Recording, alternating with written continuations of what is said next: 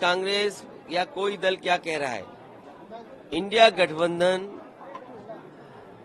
हम ही कंफ्यूज हो गए होंगे। इसका मतलब अगर हम उन मीटिंगों में बैठे हैं तो हम ही कंफ्यूज रहे होंगे। इसीलिए जिस व्यक्ति के बारे में आप बात कर रहे हैं, मुझे नहीं पता कि कांग्रेस पार्टी का कौन व्यक्ति इस तरह की बात कर रहा है। हमें तो ये लगा कि जब मध्य प्रदेश के मुख्यमंत्री जो रहे, पूर्व में कई बार मुख्यमंत्री रहे, वो रहे, उन्होंने मीटिंग बुलाई और पूछा समाजवादी पार्टी से। हमने अपनी पूरी परफॉर्मेंस बताई, किस समय पर समाजवादी पार्टी के विधायक कहां जीते हैं। कभी 1 जीते, कभी 2 जीते, कभी 5 जीते और किस जगह हम नंबर 2 पे रहे। पूरी चर्चा हुई और रात भर 1 बजे तक समाजवादी पार्टी के नेताओं को जगाया उन्होंने और बातचीत की, पूरे आंकड़े देखे और आश्वासन दिया कि हम 6 सीटों पर विचार करेंगे। लेकिन जब रिजल्ट आया, घोषित की गई सीटें, तो समाजवादी पार्टी शून्य रही। अगर ये मुझे पहले दिन पता होता कि विधानसभा स्तर पर कोई गठबंधन नहीं है इंडिया का, तो हम उसमें कभी मिलने नहीं जाती हमारी पार्टी के लोग, न अपनी हम सूची देते कांग्रेस के लोगों को, न कांग्रेस के लोगों का फोन उठाते। लेकिन अगर उन्होंने ये बात कही है कि गठबंधन नहीं है, तो हम स्वीकार करते हैं गठबंधन नहीं है।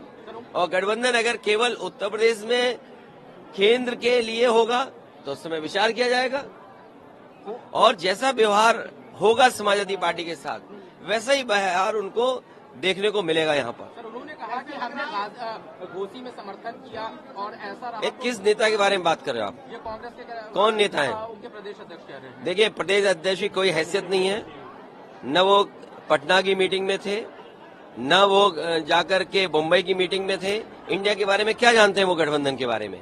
उनकी क्या हैसियत है जो बोल रहे हैं इस तरह की बात? इस उनसे पूछिए, रात को 1 बजे तक क्यों उनके मुख्यमंत्री कमलनाथ जी ने बैठाया, क्यों उनके पूर्व मुख्यमंत्री दिग्विजय सिंह जी ने बैठाया? वो क्या उनके मुख्यमंत्री नहीं है क्या उनके प्रदेश के? अगर वो मुख्यमंत्री नहीं थे तो इस तरह की भाषा नहीं बोलनी चाहिए उनको। और इसका मतलब ये हुआ कि आप दूसरे दलों को बेवकूफ बना रहे हैं आप बैठा करके। क्या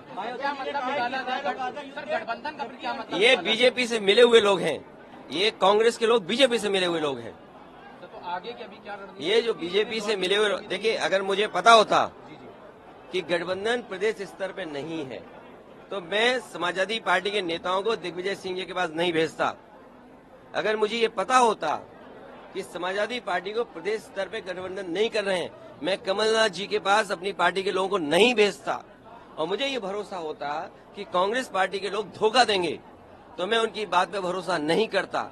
मुझे बताया गया कि 6 सीटों पर आपके लिए सोचा गया है, विचार किया गया है और उस पर तय करेंगे। सिटिंग एमएलए की जगह आप सीट दे दोगे आप, और उम्मीद करोगे कि मैं आपके बारे में सच बोलूं, और जो बात बोलनी है उनको मैं आपके माध्यम से कांग्रेस पार्टी को कहना चाहता हूं, अपने चिरकुट नेताओं से हमारी पार्टी के बारे में न बुलवाएं। अभी आगे का क्या रहेगा? मतलब ये आगे कंटिन्यू रहेगा? अब आगे का देखा जाएगा, क्योंकि हमें अगर ये जानकारी मिल रही है कि गठबंधन केवल दिल्ली के स्तर पे, तो ठीक है, दिल्ली के स्तर पे जब बात होगी तो की जाएगी। एमपी सीटों पे अगर बात की जाएगी तब देखा जाएगा। अगर मुझे ये पता होता कि प्रदेश स्तर पे कोई गठबंधन नहीं है, वो नहीं है, हमने स्वीकार कर लिया, इसीलिए हमने अपने पार्टी के टिकट घोषित कर दिए। इसमें क्या गलत किया है? इसलिए मैं कह रहा हूँ कि आप लोग भी ऐसे छोटे नेता जो कांग्रेस के हैं, और मैं कांग्रेस पार्टी के बड़े नेताओं से यही अपील करूंगा, निवेदन करूंगा कि अपने छोटे नेताओं से इस तरह के स्टेटमेंट मत